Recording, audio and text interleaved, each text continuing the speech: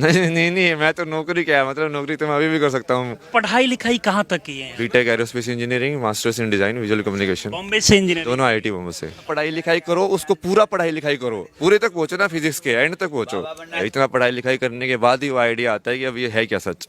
जब आप क्वांटम जो साइंटिस्ट है जिनको नोबेल प्राइज मिला हुआ है, उनका सच जानोगे और जो अध्यात्म का सच जानोगे वो एक है। क्या कहना चाहिए? इससे ज्यादा ज्ञान जानता हूँ, इससे पहली बाबा बना हूँ, फकीर हूँ बचपन का। कौन पूछता है? महाकुंभ मेले में आए आईआईटीएन बाबा जो इस वक्त पूरे देश में चर्चा के विषय में बने हुए, इनका कहानी आपने सोशल मीडिया पर जरूर देखा होगा। आईआईटी बॉम्बे से इन्होंने इंजीनियरिंग किया और इसके बाद अध्यात्म की दुनिया में ये बढ़ गए आगे। ये बताइए कि आप रहने वाले कहाँ के हैं? रहता तो मैं कहीं नहीं हूँ ना, बैग में ही रहता हूँ या अपने अंदर, यही दो बता रहे जगह। हैं कि पहले हरियाणा के रहने वाले। जन्म स्थान है ना वो। जन्म स्थल है। आप पढ़ाई लिखाई कहाँ तक की है यहाँ? पढ़ाई लिखाई मास्टर्स तक किया है, अच्छा, BTech aerospace engineering, masters in design visual communication, Bombay से इंजीनियरिंग। दोनों आईआईटी बॉम्बे से। अच्छा अच्छा। तो इतना पढ़ाई लिखाई करने के बाद भी आपके मन में आइडिया कहाँ से है कि मुझे साइंस को छोड़कर अध्यात्म की दुनिया में? वो सवाल उल्टा है, इतना पढ़ाई लिखाई करने के बाद ही वो आइडिया आता है कि अब ये है क्या सच।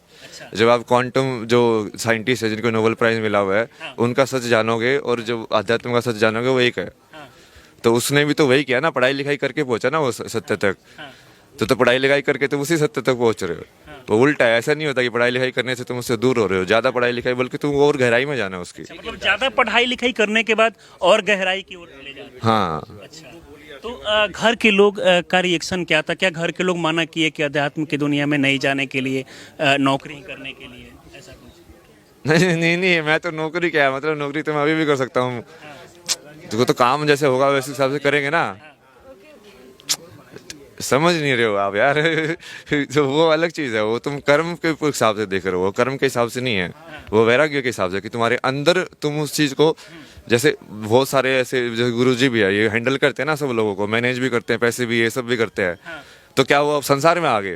वो संसार में नहीं है। नहीं आए ना, बट वो कर रहे हैं ना, वो कर्म भी काम करना पड़ता है ना। तो मतलब आप खुद की स्वेच्छा से ही मतलब अध्यात्म की दुनिया में है? हाँ, मेरे को तो इसमें मतलब वो वही है, उसको खींच रहे वो चीज। नहीं ना यार। आजकल के युवा देखा जा रहा है कि वो, उनको लगता है कि बस पढ़ाई लिखाई करे, नौकरी करे, लेकिन अध्यात्म की तरफ ध्यान नहीं जाता। उनको क्या? इसका जवाब तो पहले ही दे दिया ना, पढ़ाई लिखाई करो, उसको पूरा पढ़ाई लिखाई करो, पूरे तक पहुंचो ना, फिजिक्स के एंड तक पहुंचो। बाबा बनना अच्छी बात नहीं है।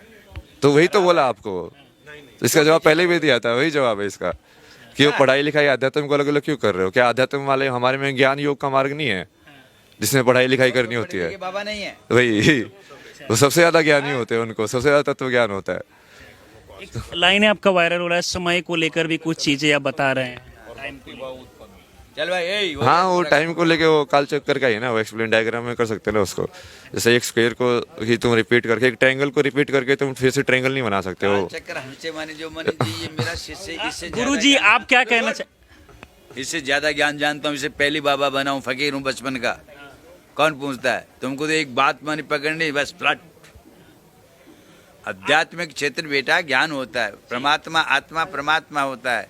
जीवन मानो बड़े भाग मानुष तन पावा, सूर दुर्लभ सारे के सारे ग्रंथन गावा। 84 लाख योनियों में मानव जीवन है, और वो इसलिए मिलता है कि उसको सफल बनाया जाए और जन्मांतर की मृत्यु से मुक्त होया जाए। ये है। लेकिन आजकल के युवाओं का सोच जो है वो बिल्कुल अलग देखा जाता है। नहीं देखा जाता, जिसमें आध्यात्मिक शक्ति, आध्यात्मिक जीवन है, उनका उसका संस्कार परमात्मा से, वो युवा हो, जो जवान हो, जो बूढ़ा हो, वो उधर ही जाएगा। उसको टालने वाला नहीं कोई भी। जिसकी भाग्य विधाता ने लिख दिया, कौन बैठेगा? भाग्य से ज्यादा, और माने जो समय से पहले कुछ नहीं मिलता किसी को, इसका भाग्य है। हाँ, जन्म जन्मांतर का संस्कार है इसका, एक जन्म का संस्कार है।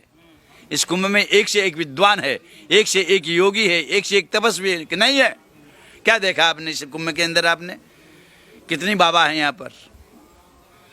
तो हाँ, तो ये सा है ना। अभी वायरल हो गया तो तुम सब पीछे बढ़ गए। कौन बाबा नहीं है? मतलब और भी बाबा है, उनको नहीं दिखा है। आप ये भी बता रहे हैं कि आपके सपने में महादेव जी कितने बाबा है? नहीं, वो तो हमेशा ही रहते हैं ना। बोलो, क्या बोलते हैं? बहुत बाबा। जो चीज बोलनी होती है वही बोलते हैं। चलिए, बाकी इस पूरे वीडियो को देखकर आप लोग क्या सोचते हैं अपनी राय में जरूर दें। आप हमारे साथ जुड़े रहें। बहुत